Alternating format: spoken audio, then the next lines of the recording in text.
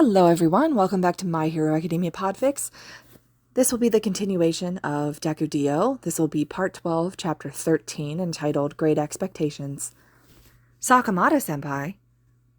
What did you just say? Momo turned around, having genuinely missed what her green-haired comrade had just asked in the chaos. It's nothing, Izuku sighed.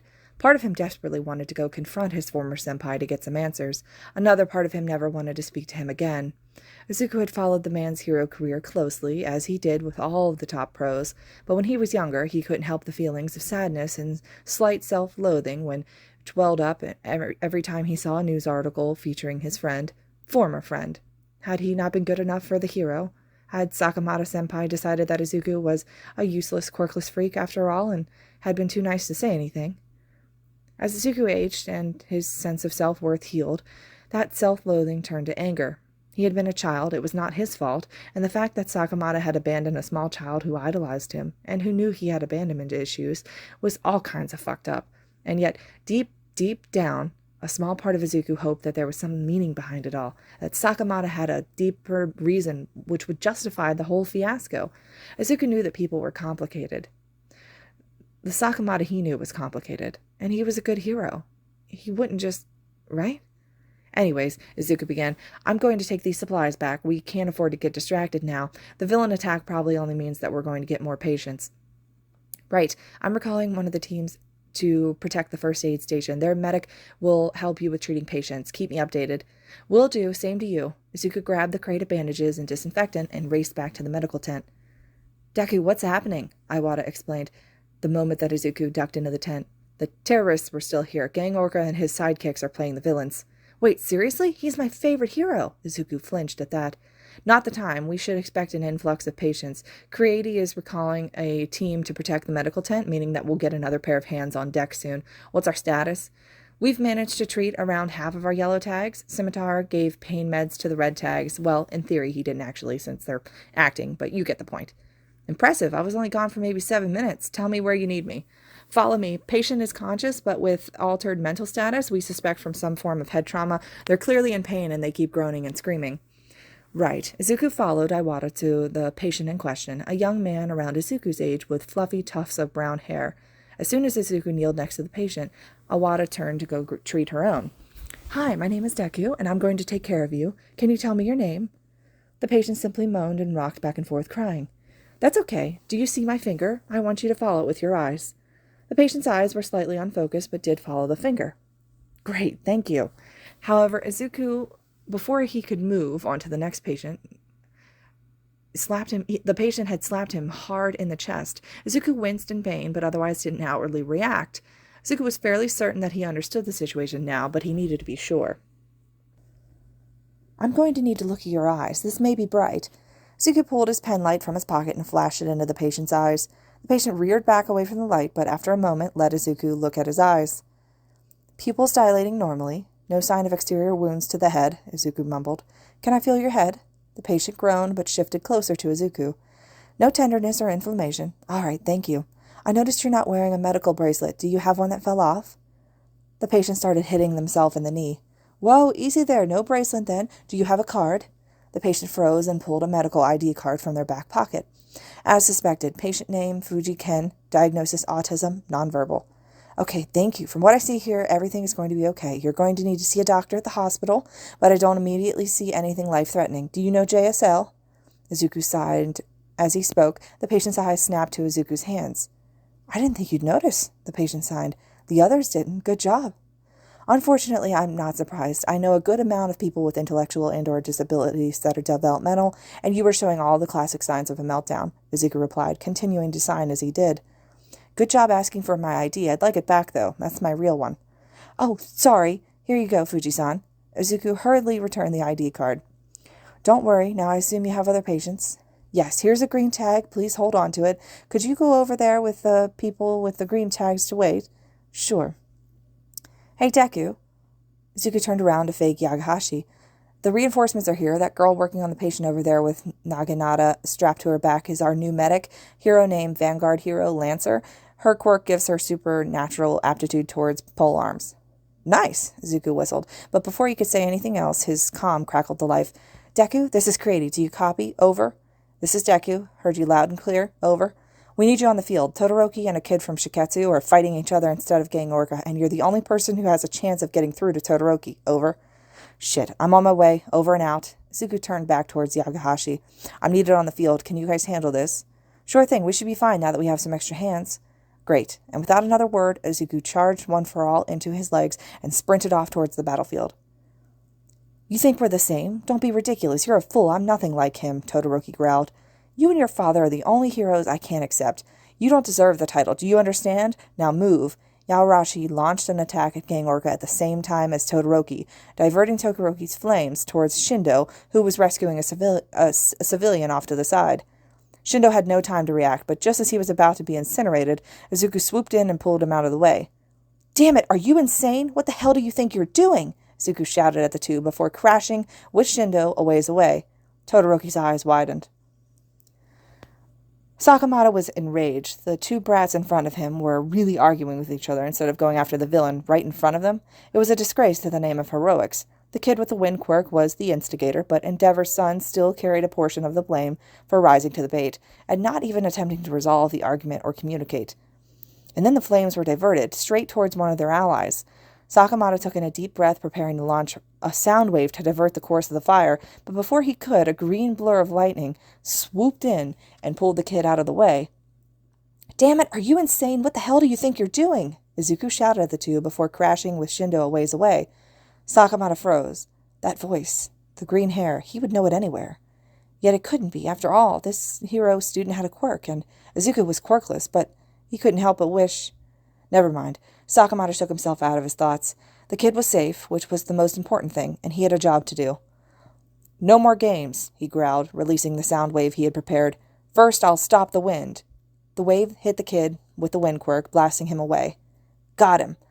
That's our boss, a total powerhouse, one of his sidekicks crowed. Now it's time to trap these do-gooders in cement, cheered another.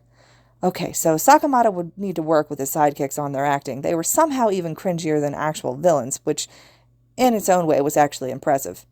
Sakamoto then turned to Endeavor's kid, grabbing him by the neck. You reap what you sow, he threatened, tightening his grip into a choke while being careful not to permanently injure the kid. Hey, while the boss is at it, let's go destroy the evacuation shelter. He'll love that, a sidekick proposed. Hell yeah. They didn't get far. The kid who was the Izuku look-alike had rescue blasted the ground, sending all of the sidekicks flying. Sakamoto decided to ignore it. His sidekicks could handle themselves. Now then, he dropped Todoroki. I'll take down the wind user and continue with the attack. Before he could approach the kid with the wind quirk, however, the two heroings seemed to get their act together, launching a joint fire and wind attack at him. It didn't make up for how they were behaving earlier, but it wasn't a bad start. Unfortunately for them, Sakamoto wasn't going to let them win that easily. Unleashing another sound wave, he dispersed the tornado of winds which had surrounded him and moved to retreat. Not so fast. The green-haired kid appeared in front of him out of nowhere in a crackle of lightning. Sakamoto-senpai. His jaw dropped. Izuku? Sakamoto breathed in wonder. Izuku frowned, anger boiling. Why are you so surprised? Oh, right. You've not only been ghosting me for the past 7 years, he snarked. Not that it matters right now, anyway. I'm here to stop you, villain. I won't let you hurt anybody else. You have a quirk? He exclaimed. No shit. Now, are you going to fight back, or can I take this little chat as a sign of your unconditional surrender? That seemed to somewhat snap him out of it. We'll be talking about this after, he growled as he launched a punch at Izuku. Oh, so now you want to talk. Izuku blocked the punch and returned it with a powered-up kick. Well, fuck off. You had 7 years of chances. I don't know you jack shit.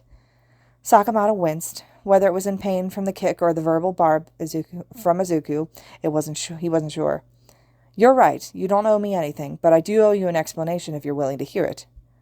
Whatever. Izuku frowned, torn and angry. Shaking off his turmoiled thoughts, Izuku launched another attack at his former mentor. Yeesh, your kicks pack some punch, Squirt. Don't call me that, he grimaced, continuing to exchange blows. Now are you going to take this seriously? You're barely fighting back. Very well. Sakamoto took a deep breath and released another sound wave. Izuku punched the ground hard, creating a large gust which repelled the sound. Nice try, villain.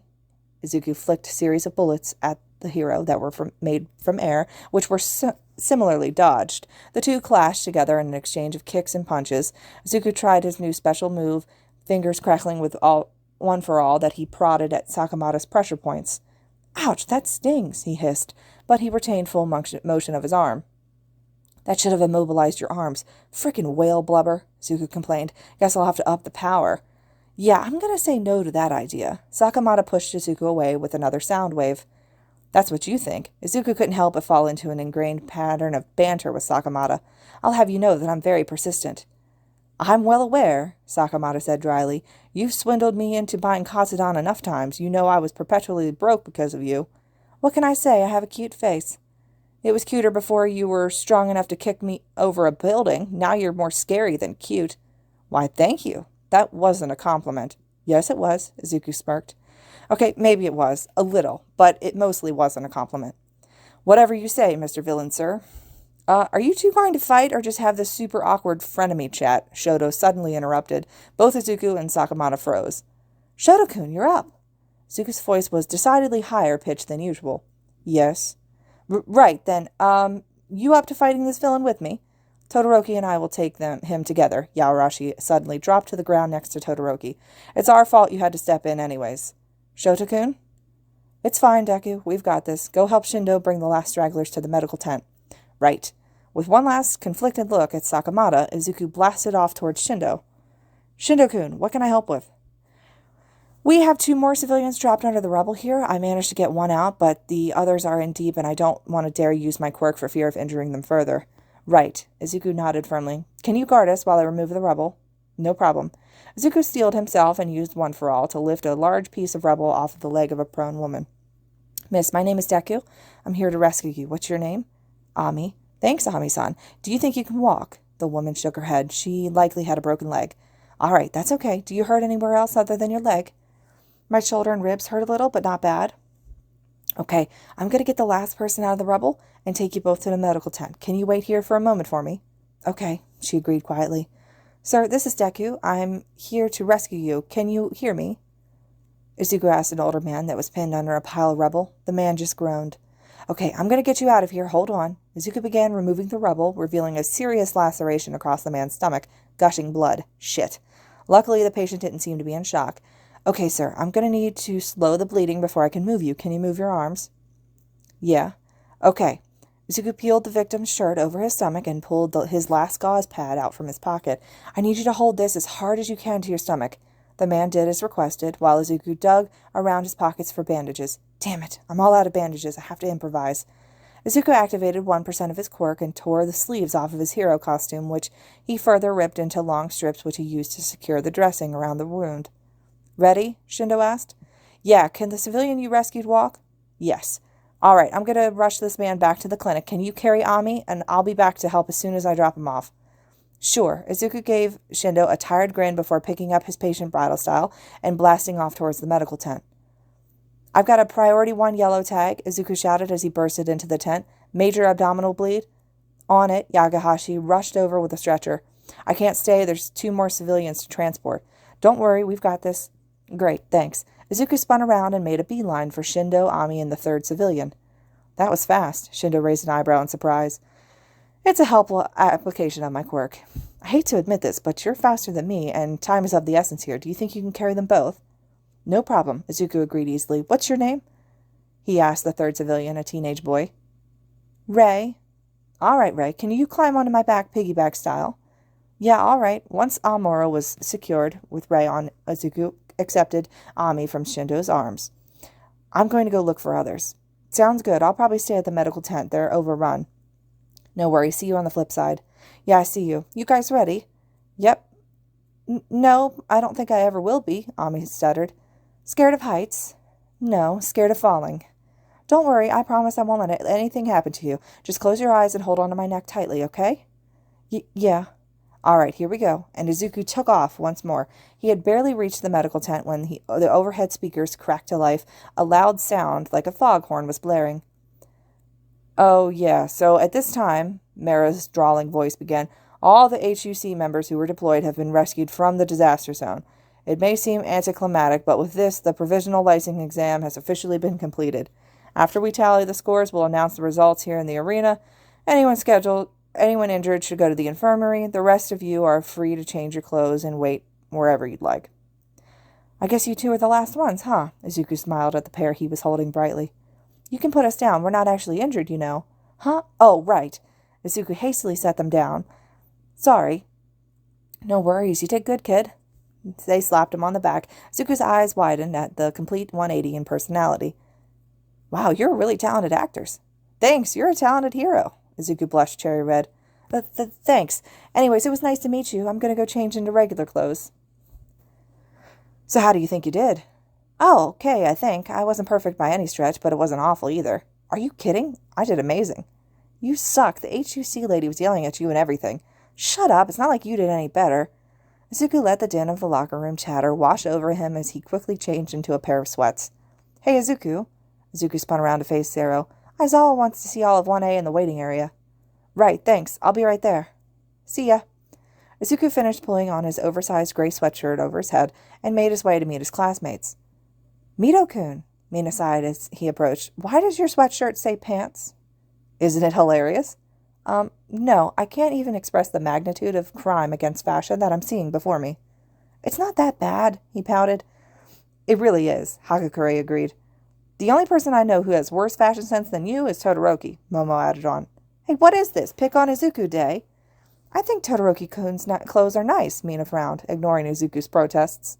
His sister had intervened on their father's bequest and now picks out all of this clothing for him. He had a tendency to just wear Hawaiian shirts and striped disco pants together. What's wrong with that? Izuku asked. All right, everyone. For taking control of Izuku's wardrobe? Wait, what? Aye. Then it's settled. No, it isn't. Oi, problem to class. Gather round. Aizawa interrupted the conversation. Sensei, did you watch us in the exam? Wasn't I super manly? Did I look très chic? Pipe down. Yes, I was watching the exam, and I have feedback for all of you. A hush fell over the class, and Izuku squirmed in anticipation. What would Aizawa-sensei say? Did he think there was anything weird about Izuku's work in the medical tent? All right. Firstly, congratulations for completing your licensing exam. You usually wouldn't take it for another 2 years, so that fact that the entire class managed to pass the first round is something you should be proud of, regardless of the outcome. Aizawa-sensei is being so nice to us, Kaminari sniffled. Hold your horses. That being said, if you did in fact pass the test, it means that you will be working as a hero with real civilians in real emergencies. None of you are actually ready for this. There's a reason that we don't usually let our first years take this exam. This year's special circumstance for you 1A aside. As a result, your training will be more intense from here on out, and you will be held to a higher standard than a first-year student normally would be. Man, why do I feel like this is going to hurt? Sero complained. Aizawa just flashed him an evil-looking smirk. In light of this, we are currently going to review your performances during the exam. Name someone you think did well. Momo-chan was amazing, Hagakure gushed. She successfully led the entire rescue operation, including all of the third years in the second round. Momo blushed and covered her face with her hands. I agree, Aizawa gave Momo a rare smile. Yaoyorozu did an admirable job taking charge. It's not an easy thing to be the one responsible for making tough decisions. It's even harder when the people you are leading are complete strangers. You did very well. What are some things that Yaoyorozu could improve upon? Yes, Todoroki-kun? Taking initiative. Momo was wonderful as mission command, but she wasn't actually the leader during the second phase. That was all Izuku. I wouldn't say that, Izuku protested. I spent almost the whole time in the exam medical tent. Okay, but before that you were the one to organize everything. He's right, problem child. We'll get to that in a second. Back to Yaoyorozu. I agree that taking the initiative is something to work on. You tend to, lean towards being overcautious, though that in and of itself isn't necessarily a bad thing. Right, Sensei. That being said, don't feel like you have to be the leader in every situation. I only suggest this because of your natural leadership abilities. However, I do strongly recommend that you focus more on your hand-to-hand combat training. You become over-reliant on your quirk. Yes, sir. Now, back to Midoriya. Frankly, I'll admit that I wasn't able to see most of your performance as you were inside the medical tent. Izuku breathed a sigh of quiet relief. As Todoroki mentioned, you did an excellent job taking control of the situation prior to the second round. I frankly have no critiques of your decision-making, though you may have been better placed in the field given the nature of your quirk. Well done. Thank you, Sensei. Izuku flushed at the praise. Now on to your fight with Gang Orca. You did well, but you kept getting distracted. Not sure what you were talking about, but you shouldn't allow yourself to lose focus like that. You were lucky this was an exercise. In real combat, you lacked focus. You could have gotten you or the person around you killed. Sorry, Sensei. Don't be sorry. Learn from this and do better moving forward. Which brings me to Todoroki. I have to be honest, I'm deeply disappointed in you. There's no excuse for what happened when you were supposed to be fighting Gang Orca. I know. It won't happen again. No, it won't. I know the results aren't out yet, but I can guarantee you that's not cost you any chance of passing that you may have had. I figured, Todoroki sighed. I will accept any consequence of my actions. Good. Guess you're not so high and mighty anymore, huh? Half and half. You're not one to talk, Bakugo. The way you spoke and treated the civilians you were rescuing was abhorrent. I doubt you'll be getting your license to gay either. Huh? What did you say? Izuku smiled to himself at the familiar interaction, settling in to wait for his scores. I can't believe all of us passed, Hagakure cheered. Well, almost all of us. Jiro eyed Todoroki and Bakugo, neither of whom were holding shiny new licenses. Don't worry about me, Todoroki reassured. I deserved it. I'm sure, Shota-kun, and Kashan will catch up to us in no time. What did you say, nerd? Are you looking down on me? Izuku rolled his eyes fondly. Midoriya-san. Izuku turned to face a tall man with an aquatic mutation quirk, maybe some kind of eel. He was probably one of Sakamata's sidekicks. Yes? I think you dropped this. It has your name on it. The man passed Izuku an envelope which he had never seen before in his life. Right, thanks. Izuku gave a short bow. Don't worry about it, kid, and congrats on the license. The man gave a lazy wave before disappearing into the crowd. What was that about? Uraraka wondered. Oh, this was a good luck note from my mom. I must have dropped it somewhere. Izuku lied. If he had to guess, it was most likely a letter from Sakamata. Oh, that's so sweet of her. Anyway, did you hear about that recent villain fight in... Later that night, alone in his room, with only a single lit desk lamp for company, Izuku pulled out the envelope, carefully ripping it open. He unfolded the letter inside. Hey, Squirt. I know you're probably furious with me, and you have every right to be, but I wanted to let you know how proud I am of you. You did good today, kiddo, and you're going to be a great hero. I always thought so, even before you manifested a quirk, which... What? Can we talk about that for a moment? I'm not asking you to forgive me, but you deserve an explanation for why I left, if you want it, that is. I'm not sorry I left, but I am sorry that it meant that I couldn't be a part of your life. I doubt you'll take me at my word, but I mean it when I say that it broke my heart to leave you. Know that I have never stopped loving you, my little Kohai, my baby brother in all but blood, even though I wasn't able to be there for you. I also have several years of ungifted birthday presents sitting in my closet if you want them. If you're interested in hearing what I have to say, my private phone number is on the back of this letter. You are also welcome to burn this letter, call me to scream at me, or otherwise ignore my invitation. You have complete control here. Last time I made the choice for you. This time it's your turn to get to choose. Your senpai. This concludes Chapter 13 of Deku D.O. At this point in time, this is all that the author has posted, so as soon as another update is available, I will make sure to make another video for this.